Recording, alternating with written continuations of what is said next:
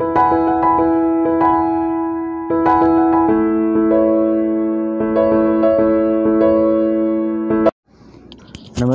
विद्यार्थी मित्रों, समर्पण टेक्नो स्कूल यूट्यूब चेनल में आपनु हार्दिक स्वागत करूँ छूँ। छेल्ला लेक्चर में आपणे 5 वर्गोनी अंदर जे विभाजित करेली प्राणी सृष्टि है एनी बात करवानी हती, पण पृष्ठभंजीनो 5 सृष्टिनी अंदर विभाजित करेला है। एमांना सौथी पहेला आपणे मत्स्यनी बात करेली है। ओके, तो हवे मत्स्य पछी आवशे उभयजीवी प्राणीओ। उभयजीवी प्राणीओ कोने कहेवाय छे, एनी लाक्षणिकता केवी छे, तो आ बीजो आपणो वर्ग थशे उभयजीवी। सौथी पहेलो जोयो छे ए मत्स्य हतो, हवे पछीनो छे उभयजीवी। एनी लाक्षणिकता केवी छे एनी वात करवानी छे। हवे उभयजीवीनी अंदर કેટલાક એવા લાક્ષણિકતા ધરાવતા સજીવો છે એનો સમાવેશ થતો હશે કે જે પોતે જમીન ઉપર અને પાણીમાં એમ બંને જગ્યાએ વસવાટ કરી શકે છે, એટલે કે રહી શકે છે, પોતાનું જીવન પસાર કરી શકે છે। એવા સજીવોને, એવા પ્રાણીઓને આપણે એની અંદર સમાવેશ કર્યા છે। ઓકે, તો શરૂઆત જ કરીએ છીએ કે ઉભયજીવીઓ આ માછલીઓ કરતાં ભિન્ન હોય છે, એટલે કે મત્સ્ય છે એ પાણીની અંદર વસવાટ કરે છે, જ્યારે એના કરતાં ભિન્ન એટલે કે જુદા જ છે, કારણ કે તેઓમાં ભીંગડા હોતા નથી। માછલીની અંદર ત્વચા ઉપર ભીંગડા જોવા મળે છે। પ્લેટોની બનેલી ઉપરની ત્વચા હોય છે, ભીંગડાવાળી હોય છે, જ્યારે આ પ્રાણીઓની અંદર ભીંગડા હોતા નથી। તેઓની ત્વચા પર શ્લેષ્મ ગ્રંથિઓ જોવા મળે છે। શ્લેષ્મ ગ્રંથિ એટલે શું, તો કે એકદમથી ચીકણો પદાર્થ છે એ ત્વચા ઉપર સ્ત્રાવ થતો હોય છે, એટલે એને કીધું છે શ્લેષ્મ ગ્રંથિઓ જોવા મળે છે। શ્લેષ્મ એટલે એકદમથી ચીકણો પદાર્થ। આપણા શરીરની અંદર, મનુષ્યના શરીરની વાત કરીએ છીએ, એટલે કે આપણા શરીરની અંદર પ્રસ્વેદ ગ્રંથિઓ હોય છે, એટલે ત્વચા ઉપરથી પરસેવાનો સ્ત્રાવ થાય છે, પરસેવો નીકળે છે। તો આ સજીવો છે ઉભયજીવીઓ, એની ત્વચા પર શ્લેષ્મ ગ્રંથિ હોય। શ્લેષ્મ એટલે કે એકદમથી ચીકણો પદાર્થ છે, એની ત્વચા ઉપરથી સ્ત્રાવ થતો હોય છે, નીકળતો હોય છે। અને હૃદય છે એ ત્રિખંડીય હોય છે। મનુષ્યનું હૃદય છે એ કેવું હોય છે, તો કે ચતુષ્ખંડીય, 4 ખંડોનું બનેલું હોય છે, જ્યારે ઉભયજીવી પ્રાણીઓ છે એનું હૃદય છે એ ત્રિખંડીય હોય છે, 3 ખંડોનું બનેલું હોય છે। તેઓમાં બાહ્ય કંકાલ હોતું નથી। બાહ્ય કંકાલ એટલે કે ત્વચાની ઉપર કોઈપણ પ્રકારનું બાહ્ય એવું કોઈપણ પ્રકારનું કંકાલ જોવા મળતું નથી। મૂત્રપિંડ જોવા મળે છે, એટલે કે ઉત્સર્જનની ક્રિયા છે આ સજીવોની અંદર થાય છે, એટલા માટે કીધું છે કે મૂત્રપિંડ જોવા મળે છે। આગળ વાત કરીએ વિદ્યાર્થી મિત્રો, તો શ્વસન ઝાલરો દ્વારા અને ફેફસા દ્વારા થાય છે।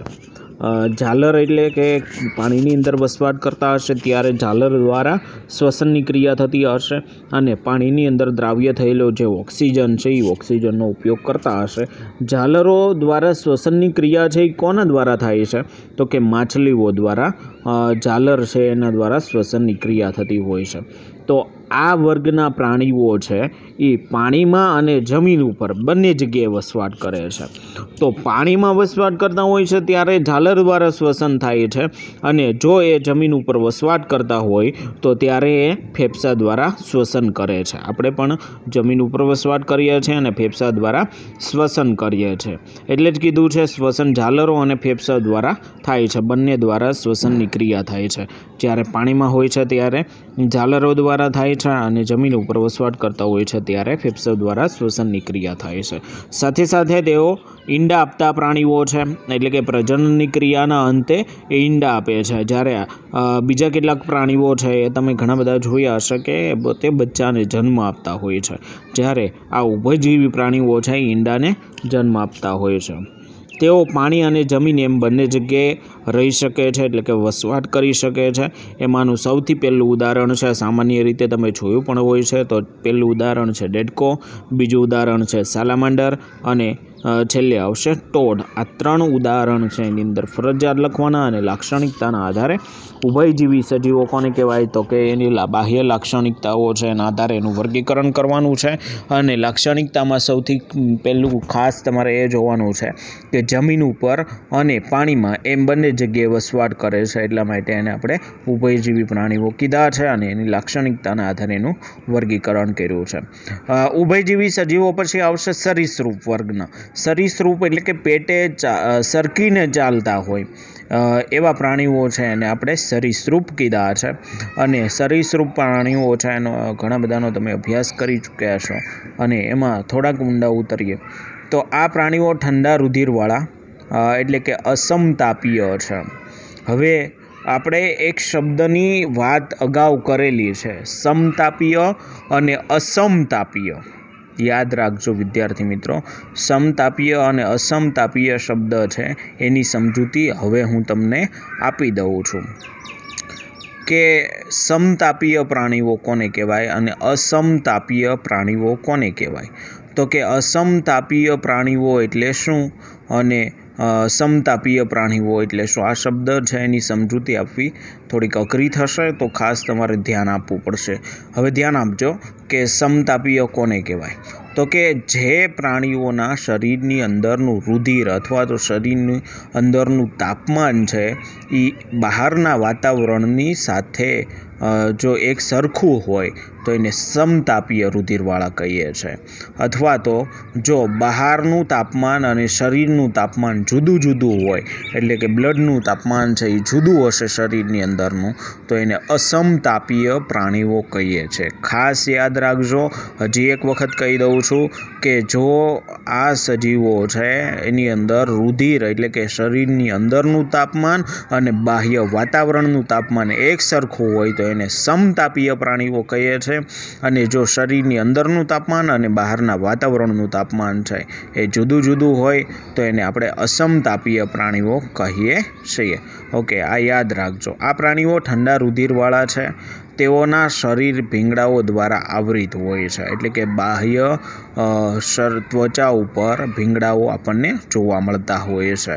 તેઓમાં શ્વસન ફેફસા દ્વારા થાય છે. અગાઉ વાત થઈ હતી કે શ્વસનની ક્રિયા છે એ 2 રીતે થતી હોય છે, એક ફેફસા દ્વારા થાય છે અને એક ઝાલર દ્વારા થાય છે. તો સરીસૃપ પ્રાણીઓ છે એ શ્વસન ફેફસા દ્વારા કરતા હોય છે. હૃદય સામાન્ય રીતે ત્રિખંડીય હોય છે, 3 ખંડોનું જ બનેલું હૃદય હોય છે, પરંતુ મગરમચ્છનું હૃદય છે એ 4 ખંડોનું બનેલું હોય છે. આપણું હૃદય એ 4 ખંડોનું બનેલું હોય છે અને મગરમચ્છનું હૃદય છે એ 4 ખંડોનું બનેલું હોય છે. પણ આ સરીસૃપની વાત થાય છે તો બીજા બધા જ સરીસૃપ પ્રાણીઓ છે એનું હૃદય છે એ 3 ખંડોનું બનેલું હોય છે, એક મગરમચ્છને બાદ કરતા. ઓકે, મૂત્રપિંડ પણ એની અંદર જોવા મળે છે. તેઓ પણ ઈંડા આપતા પ્રાણીઓ છે, બચ્ચાને જન્મ આપતા નથી, ઈંડા આપતા પ્રાણીઓ છે. ઈંડાની અંદર આ પ્રાણીઓ ઈંડા તો આપે છે, તેઓના ઈંડા કઠણ કે મજબૂત કવચથી ઢંકાયેલા હોય છે.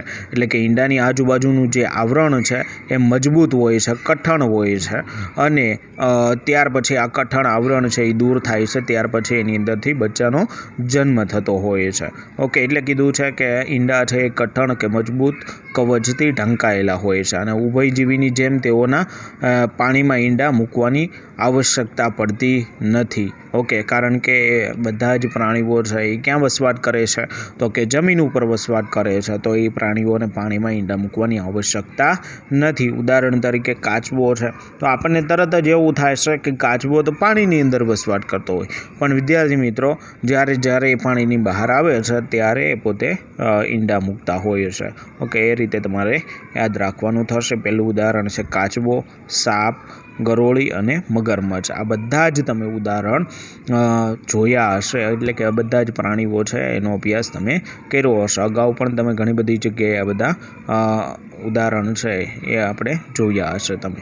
અને ત્યાર પછીના વર્ગની વાત કરીએ તો વિહંગ, એટલે કે આ પ્રાણીઓ છે એના શરીરનું તાપમાન છે એ ખૂબ જ વધારે હોય છે.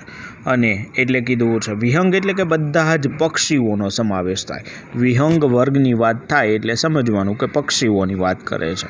ઓકે, તો આ બધા જ ઉષ્ણ રુધિરવાળા કે સમતાપીય પ્રાણીઓ છે. એટલે કે એના શરીરનું તાપમાન છે એ થોડુંક વધારે હોય છે.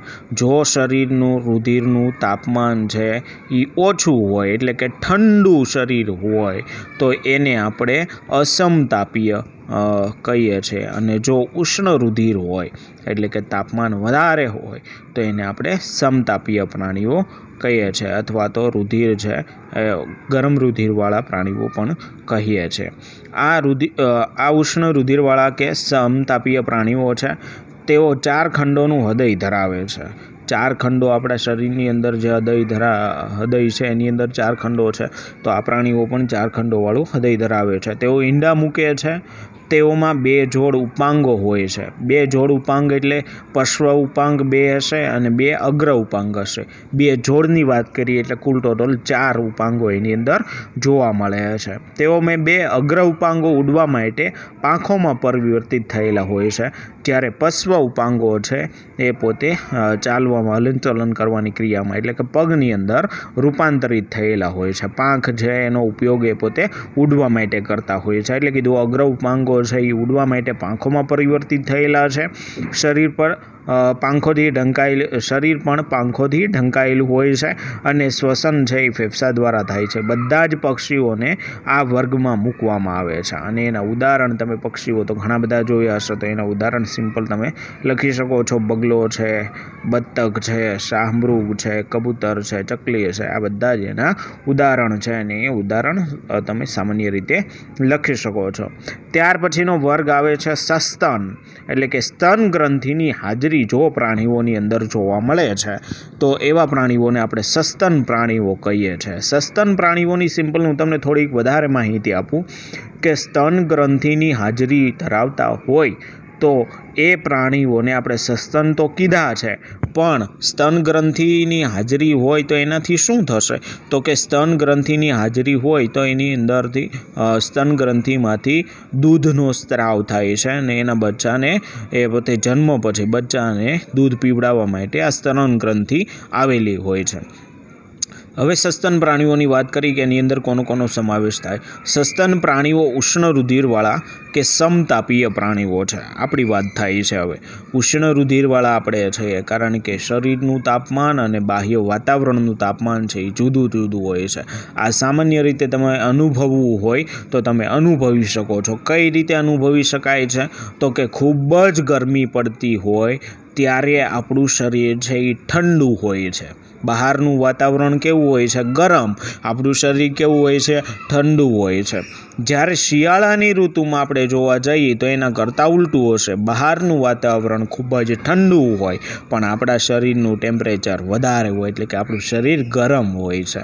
જો આ અત્યારે હવે તમને સમજૂતી પ્રાપ્ત થશે સમતાપીય અને અસમતાપીય પ્રાણીઓની. એટલે કીધું છે કે સસ્તન પ્રાણીઓ છે એ ઉષ્ણ રુધિરવાળા કે સમતાપીય પ્રાણીઓ છે. મેં તમને ત્યારે વાત કરી હતી અને ફરી પાછી વાત કરી દઉં છું. આપણું શરીરનું ટેમ્પરેચર છે હંમેશા વધારે હોય છે. રુધિર છે એ ઉષ્ણ હોય છે એટલે કે ગરમ હોય છે, એટલે સમતાપીય પ્રાણીઓ છે. સસ્તનોનું હૃદય છે એ હંમેશા 4 ખંડોનું બનેલું હોય છે. આપણું હૃદય છે એ 4 ખંડોનું બનેલું હોય છે. આ વર્ગના બધા જ પ્રાણીઓ નવજાત શિશુને પોષણ આપવા માટે, નવજાત શિશુને એટલે કે જેનો જન્મ થયા પછીની વાત થાય છે કે નવજાત શિશુને પોષણ આપવા માટે સ્તન ગ્રંથિઓ ધરાવે છે. અને તેઓ ત્વચા પર વાળ, પ્રસ્વેદ અને તેલ ગ્રંથિઓ આવેલી હોય છે. તેઓની ત્વચા ઉપર પ્રસ્વેદ ગ્રંથિ, એમાંથી પરસેવાનો સ્ત્રાવ થાય છે. તેલ ગ્રંથિ છે એની અંદરથી ચીકણો પદાર્થ છે એનો સ્ત્રાવ થાય છે અને વાળ પણ આવેલા હોય છે. જો કે કેટલાક પ્રાણીઓ અપવાદ રૂપે ઈંડા પણ મૂકે છે. એટલે કે એવું જરૂરી નથી કે બધા જ સસ્તન પ્રાણીઓ છે એ બચ્ચાને જન્મ આપે છે. કેટલાક પ્રાણીઓ એવા પણ છે કે જે ઈંડા પણ મૂકતા હોય છે. જેવા કે સૌથી પહેલું એમાં શેપો અને પ્લેટીપસ, આ 2 બતક ચાંચ જેને આપણે કહીએ છીએ, એ 2 એવા છે કે જે ઈંડા મૂકે છે. કાંગારૂ જે સસ્તન છે તેઓ અવિકલિત અવિકસિત નવજાતને માર્સુપિયમ નામની કોથળીમાં ત્યાં સુધી લટકાવી રાખે જ્યાં સુધી તેઓ પૂર્ણ વિકસિત પામતા નથી. હવે એવી વાત થઈ હમણાં કે કેટલાક ઈંડા મૂકે છે, પણ કાંગારૂ જે એવું એક સસ્તન પ્રાણી છે કે તેઓ અવિકસિત નવજાત શિશુને એટલે કે જન્મ આપી દીધા પછી, બચ્ચાને જન્મ આપી દીધા પછી એના શરીરની અંદર માર્સુપિયન કોથળી હોય છે. શરીરની અંદર તો નહીં, પણ શરીરની બહારની બાજુએ તમે કાંગારૂ જોયું હોય તો બહારની બાજુએ નાનકડું એવું કાંગારૂ છે ને માર્સુપિયન કોથળીની અંદર તમે છુપાયેલું જોયેલું હોય. છાતીનો ભાગ આપણો હોય ત્યાં કાંગારૂને માર્સુપિયન કોથળી આવેલી હોય ને માર્સુપિયન કોથળીની અંદર નવજાત શિશુ એટલે કે કાંગારૂનું બચ્ચું છે એને જન્મ આપી દીધા પછી જ્યાં સુધી એનો વિકાસ પૂર્ણ ન થાય, પૂર્ણ વિકસિત ન થાય ત્યાં સુધી એને આ માર્સુપિયન કોથળીની અંદર લટકાવી રાખે છે અને ત્યાંથી જ એને પોષણ પણ મળતું હોય છે. પોષણ ક્યાંથી? તો કે સ્તન ગ્રંથિ છે એની અંદરથી પોષણની પ્રાપ્તિ થતી હોય છે. સ્તન ગ્રંથિની હાજરી છે એ આપણા શરીરની અંદર પણ જોવા મળે છે, પણ પુરુષોની અંદર સ્તન ગ્રંથિ છે એ વિકસિત હોતી નથી, એમાં નામ શેષ હોય છે સ્તન ગ્રંથિ. જ્યારે સ્ત્રીઓની અંદર આ સ્તન ગ્રંથિ છે એ વિકસિત હોય છે અને નવજાત શિશુના જન્મ પછી એને દૂધ પીવડાવવા માટે આ સ્તન ગ્રંથિ છે એ આવેલી હોય છે. એટલે કીધું છે માર્સપિયન કોથળીની અંદર અવિકસિત નવજાત શિશુને લટકાવી રાખવામાં આવે છે જ્યાં સુધી પૂર્ણ વિકસિત ન થાય ત્યાં સુધી.